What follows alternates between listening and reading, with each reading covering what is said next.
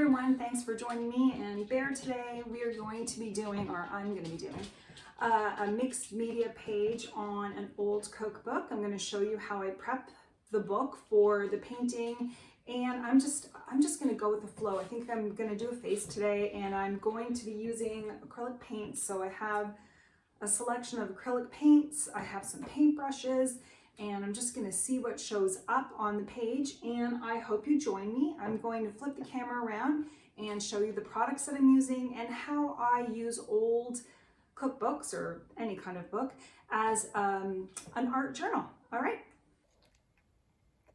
This is the setup that I have. I'm going to walk you through what I do to prep the pages of old thrift store books that I find and use as an art journal. I reuse any old cups that I get when I'm out and stop at a coffee shop. So that's going to be my water for my paintbrushes.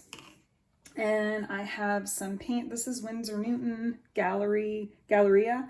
And I have some golden artistic colors, but you can use any acrylic paint that you want for this. This is just supposed to be for fun. Again, I have a variety of paintbrushes, some more expensive than others, and some that I just got from like the dollar store, but these ones are a little more expensive. It's really up to you what kind of brushes you want, especially if you're doing an art journal. This is going to be a mixed media art journal, so it's not going to just be acrylic paints. I also have the Artex markers that I like to use for details, gel pens, colored pencils back there. So I don't know what I'm going to throw at this page, but we'll see what comes up.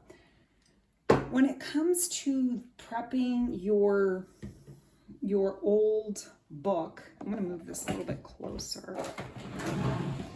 When it comes to prepping an old book that you get at a thrift store, what I have done, because this was the first page that I did in this art journal, is I've glued 3 pieces of this book together. So this is more like, it's a thicker page now. Now that I've glued 3 together, it's almost feels like cardboard in a way. So that will hold all the paint and everything that I throw at it.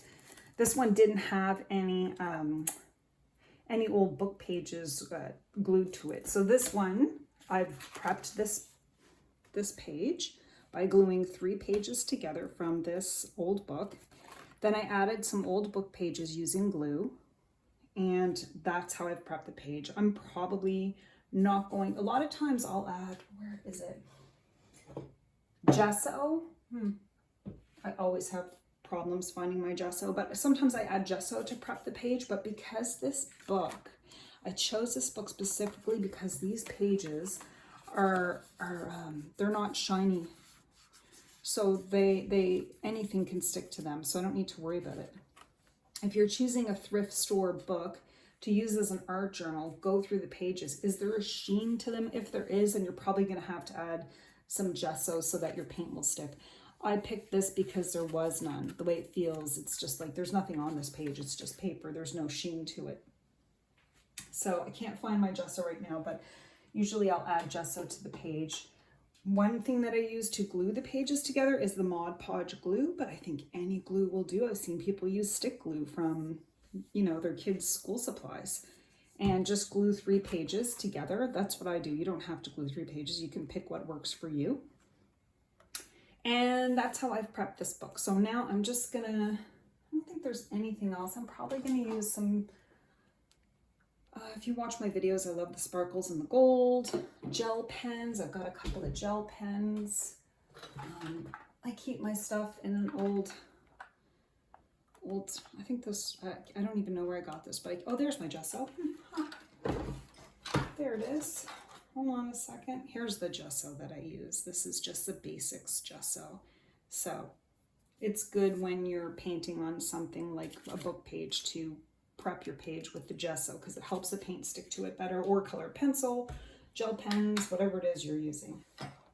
All right, so now I'm gonna get started. I'll be using a pencil, just, it says, I don't even know how to pronounce that. I hope you can see it. I probably got it off Amazon, and I'm going to be using an image as a reference from Pexels, I'm going to share that image with you when I post this video. So again, I only use the images as a reference. I'm not actually trying to draw the image. I just use it as a reference point for where I want the features to be. Everything I do is in my own messy, loose style.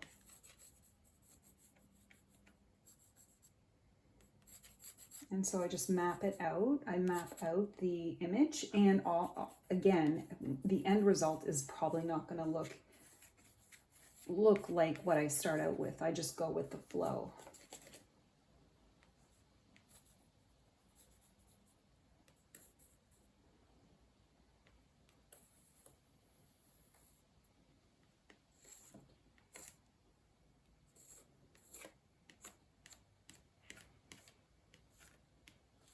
I looked up, I use this website called Pexels, and it offers free images that you can use. So I use them as references, and that's why I could share it. So I'm not using any images that are copyrighted.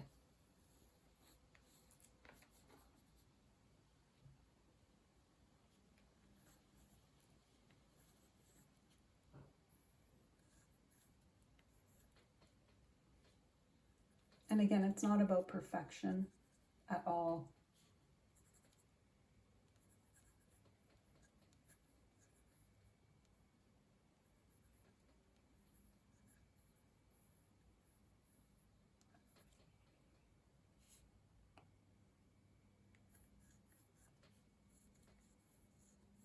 I like this pencil because it goes on really easily onto all the things that I've glued onto the image or onto my paper.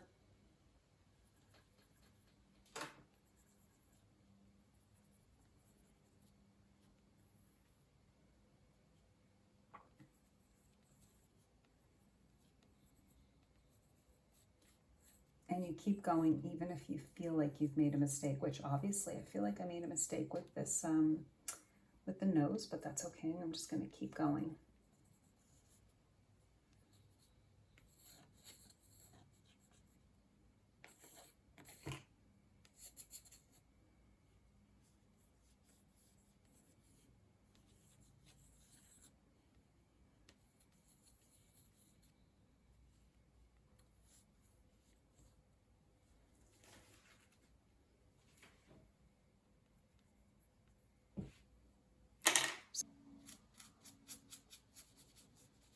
And this pencil is probably going to smudge, but I like that.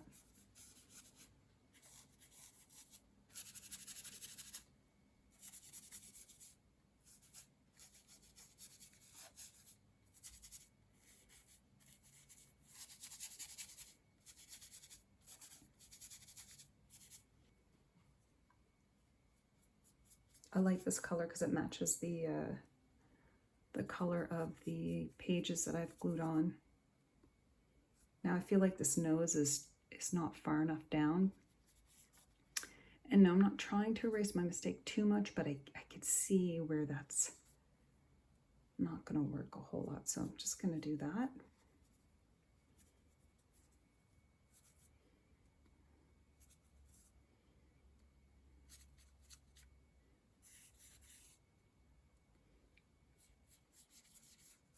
I'm trying to even out the face a little bit.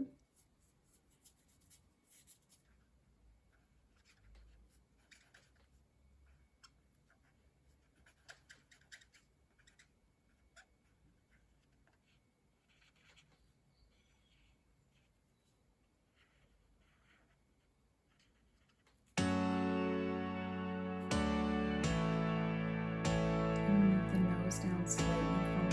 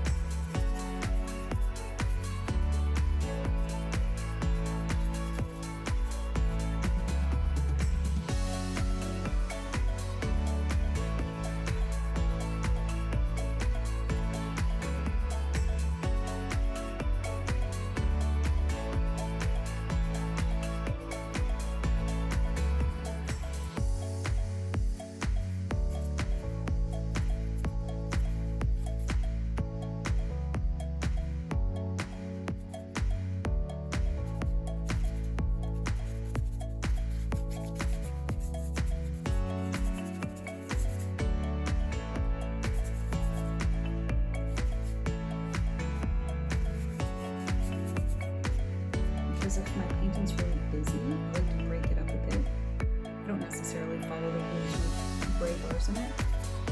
But just a color that